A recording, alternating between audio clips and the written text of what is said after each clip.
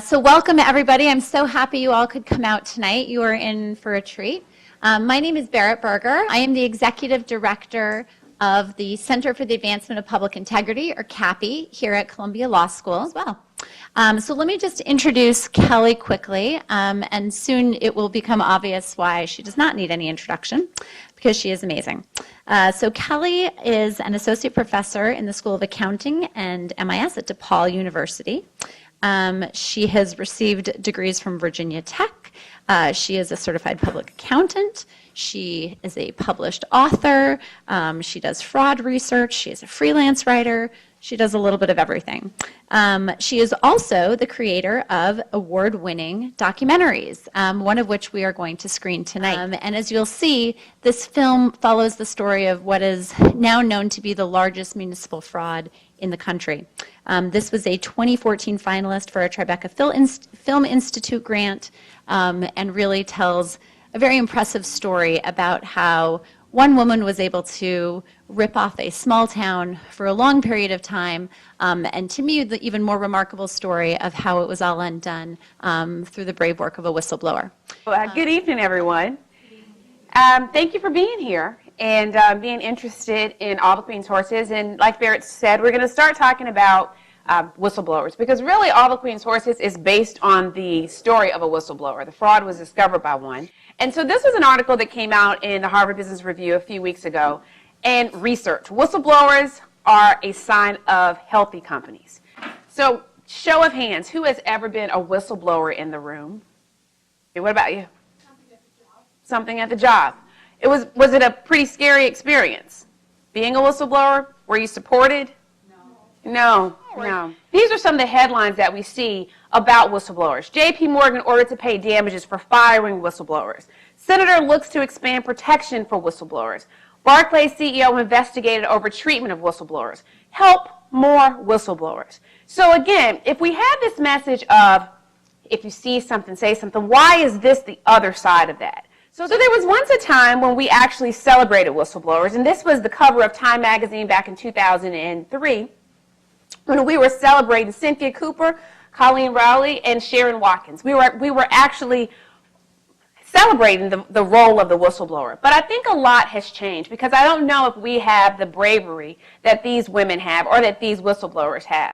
But all the whistleblowers that I've ever interacted with, these are the four things that they've said. I blew the whistle. People hate me so much now. I got fired, and I would do it all over again. And so that theme sort of sticks with me, because I want to say that I could be who they are, but it's a tough road.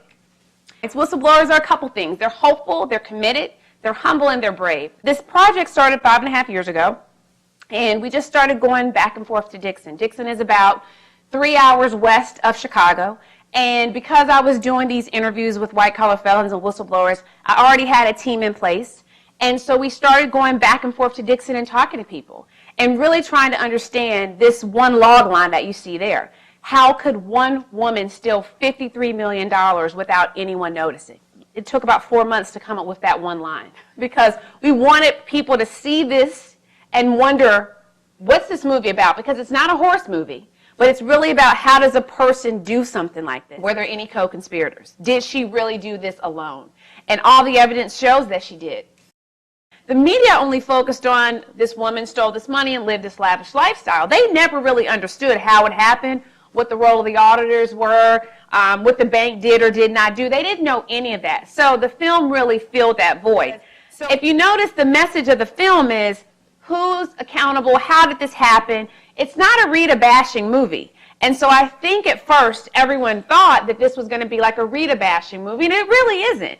It's about everyone played a role. The bank, of course Rita did something bad, but the bank played a role, the auditors played a role, the citizens played a role, and the commissioners played a role. We all have a Rita in our organization. Not somebody that's going to steal from us, but someone that we unconditionally trust.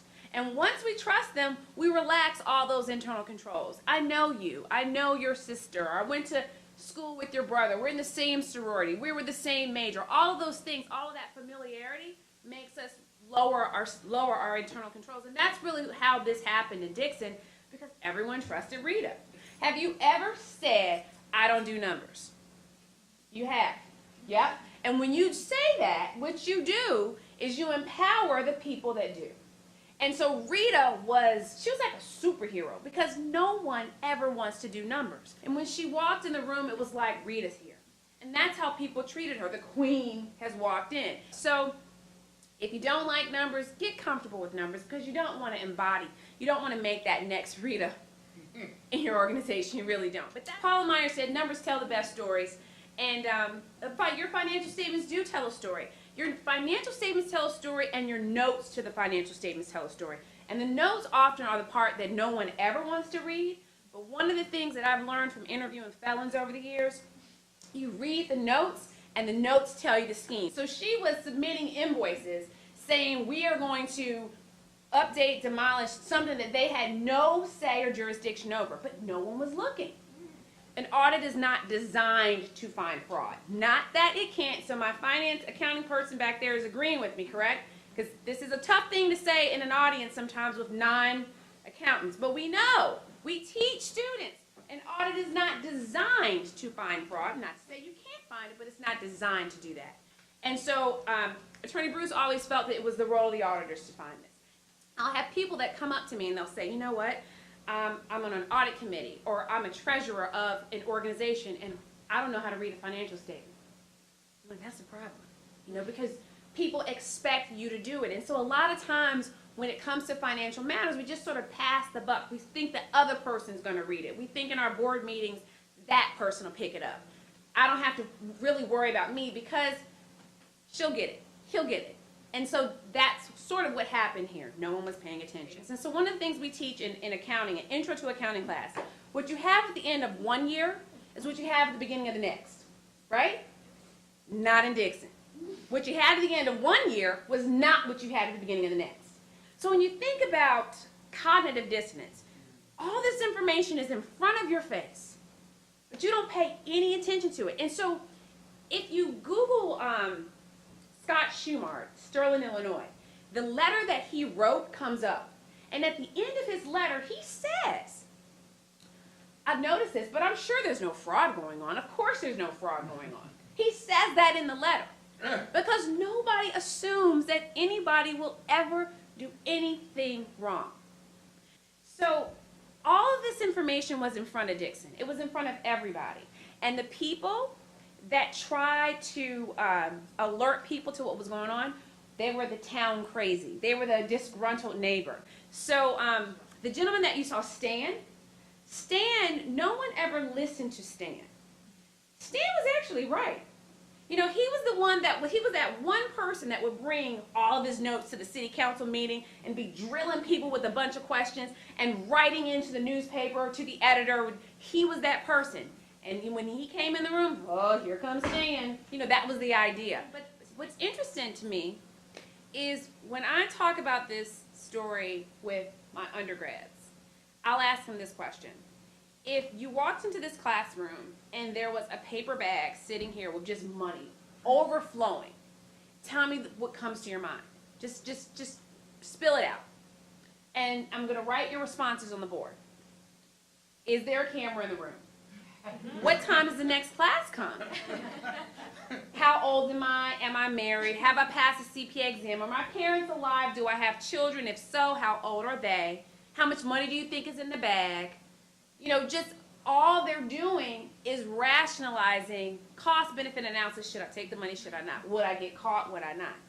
And that's how Rita looked at the city of Dixon. And so we go through that exercise. Then I show them the film, and I don't say anything. And so somebody say, that's why you asked us that question, so we could see the parallel between what she did and how she viewed the town versus what you saw, how we would view that bag if that actually happened to us.